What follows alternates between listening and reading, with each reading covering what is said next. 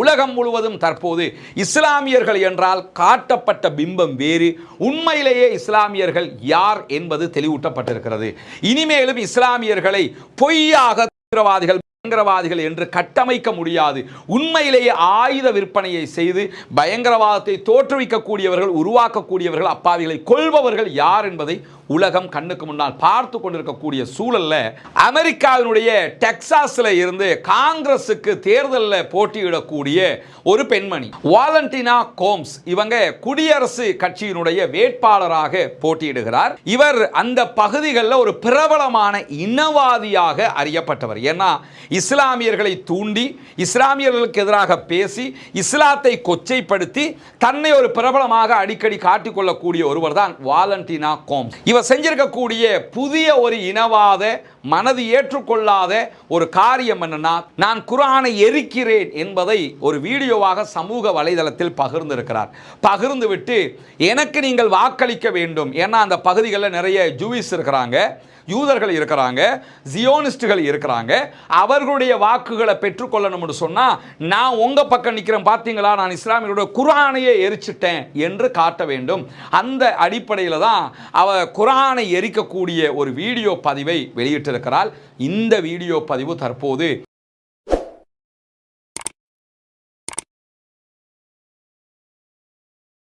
அன்பிற்கினிய சகோதர சகோதரிகளே, நம் அனைவர் மீதும் ஏக இறைவனுடைய அமைதியும் கருணையும் உண்டாகட்டுமாக. நமக்கெல்லாம் தெரியும், இந்த உலகத்தில் பலவிதமான கொள்கைகளும் மதங்களும் சித்தாந்தங்களும் கோட்பாடுகளும் இருக்கின்றன. அதை நம்பக்கூடிய பல்வகையான மக்களும் இருக்கிறார்கள். இந்த மக்களுக்கு மத்தியில் இஸ்லாமியர்கள் புனிதமிக்க அல் குர்ஆனை தங்களுடைய இறுதி வேத நூலாக ஏற்றுக்கொண்டிருக்கிறார்கள்.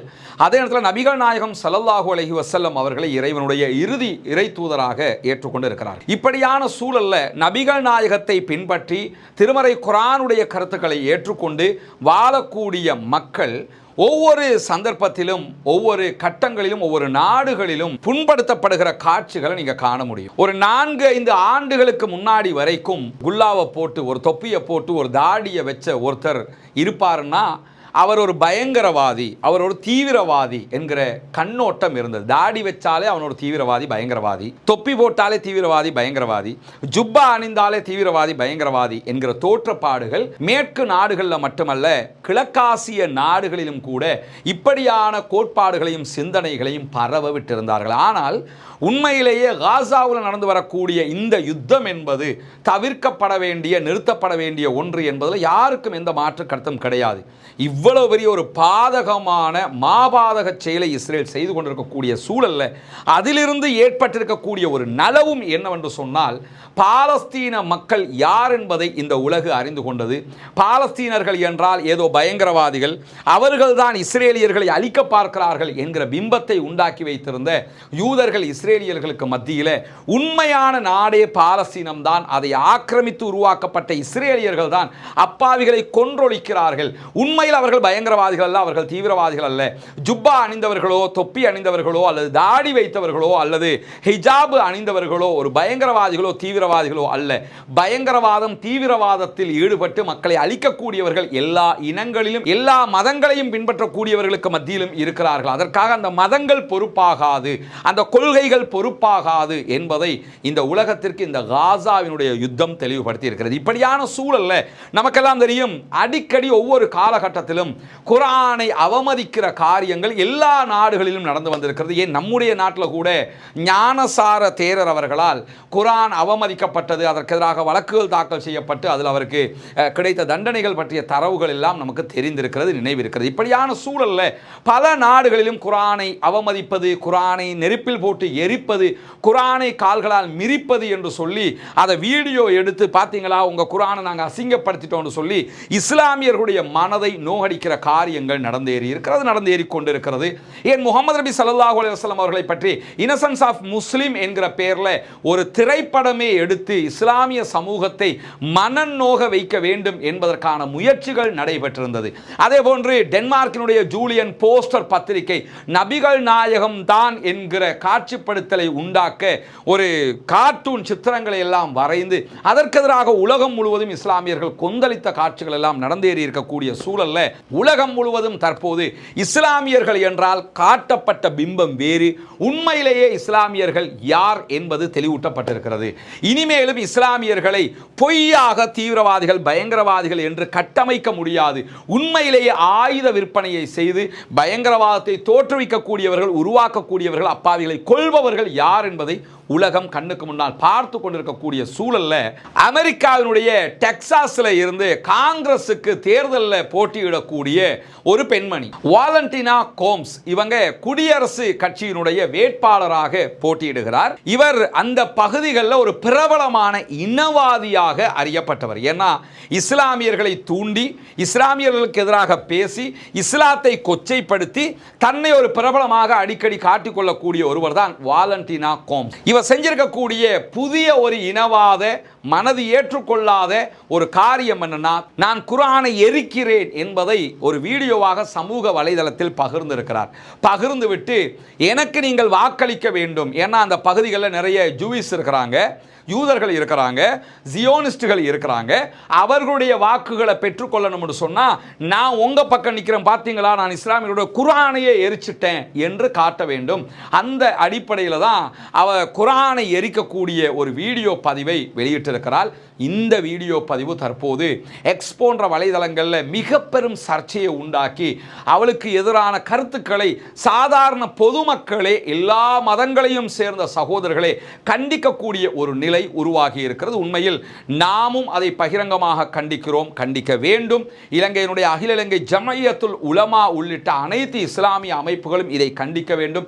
திருமறை குர்ஆனை மட்டுமல்ல, எந்த ஒரு மதத்தினுடைய வேத புத்தகங்களையும் அவமதிப்பதின் ஊடாக ஒரு சமூகத்தை நிந்திக்கிற காரியத்தில் யாரும் ஈடுபடக்கூடாது. இந்த வாலண்டினா கோம்ஸ் என்கிற இந்த பெண்மணியை பொறுத்தவரையில் இவர் சில நாட்களுக்கு முன்பதாக நடைபெற்ற ஒரு இஸ்லாமியர்கள் நடத்திய ஒரு கூட்டத்திலேயே நேரடியாக வந்து மேடையில் பகிரங்கமாக ஏறி கூட்டத்தினுடைய கட்டுப்பாட்டை உடைச்சிக்கிட்டு மேடையில் ஏறி நீங்கள்லாம் இங்கே கூட்டம் போடக்கூடாது, அமெரிக்கா விட்டு நீங்களாம் 58 அரபு நாடுகள் இருக்குது, அதுக்கு போயிருங்க, இங்கே யாரும் இருக்கக்கூடாது அப்படின்னு சொல்லி பேசிய வீடியோக்களும் இப்பொழுது பகிரப்பட ஆரம்பித்திருக்கிறது, வைரலாக ஆரம்பித்திருக்கிறது.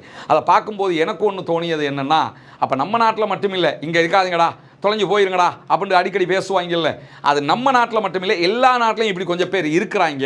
ஏன்னா இலங்கை முஸ்லீம்களுக்கு எடுத்துட்டு என்ன சொல்லுவாங்கன்னா, நீங்களும் அரபு நாட்டுக்காரண்ட பிள்ளைகள், அங்கே போயிருங்கடாம்பாங்க. உண்மையில் நம்ம அரபு நாட்டுக்காரண்ட பிள்ளையா இந்த தாய் நாட்டின் மைந்தர்களா என்பதை நான் தனியாக வீடியோ பதிவுகளாக இலங்கை முஸ்லீம்கள் வரலாறுகளை பேசியிருக்கிறேன். அதை பார்க்கிற சகோதரர்கள் நீங்கள் அதை தெளிவாக தெரிந்து கொள்ள முடியும். இந்த டாபிக்குள்ள நான் அதில் போகலை. ஆனால் எனக்கு தோன்றியது என்னன்னு சொன்னால், உடனடியாக என்ன பண்ணுவாங்கன்னா, இப்படியான ஒரு குற்றச்சாட்டை நம்ம மேலே திணிப்பாங்க. ஏன் இந்திய இஸ்லாமிய பார்த்தும் இனிகளாம் பாகிஸ்தானுக்கு போயிருங்க என்று சொல்கிறவர்கள் உண்டு. இப்படி இங்க தான் இப்படி சொல்லிக்கிட்டு இருக்கிறாங்கன்னு பார்த்தா அங்கேயும் இதே மாதிரி ஒரு கூட்டம் எப்பொழுதுமே இருந்து கொண்டே இருக்கிறது என்பதை நம்ம பார்க்க முடிகிறது. இந்த பெண்மணியை பொறுத்தவரை இவருடைய செயல் கண்டனத்துக்குரியது, கண்டிக்கப்பட வேண்டியது, அனைவரும் இதை கண்டிக்க வேண்டும், இதற்கு எதிராக பேச வேண்டும் என்பதிலே மாற்று கருத்தில்லை. இதே நேரத்தில் இப்படி இஸ்லாத்தை எதிர்க்கிறோம் பேர்வழி என்கிற பெயரில் குர்ஆனை எரித்தவர்கள், குர்ஆனுக்கு எதிராக பேசியவர்கள், இஸ்லாமியர்களுக்கு எதிராக பேசியவர்கள், இஸ்லாமியர்களை தாக்கியவர்கள் என்று பல பேரும் இறுதியிலே இஸ்லாத்திடத்தில் சரணடைந்த வரலாறுகள் தான் நாம் கண் முன்னால் கண்டிருக்கிறோம். பிரித்தானியாவினுடைய பிரபலமான அரசியல்வாதி இஸ்லாத்தை நோக்கி வந்ததை பார்த்திருக்கிறோம். இஸ்லாத்தை எதிர்ப்பதையே முழு கொள்கையாக கொண்ட பல பேர் இன்றைக்கு இஸ்லாமிய பிரச்சாரகர்களாக களத்திலே நிற்பதை பார்த்திருக்கிறோம்.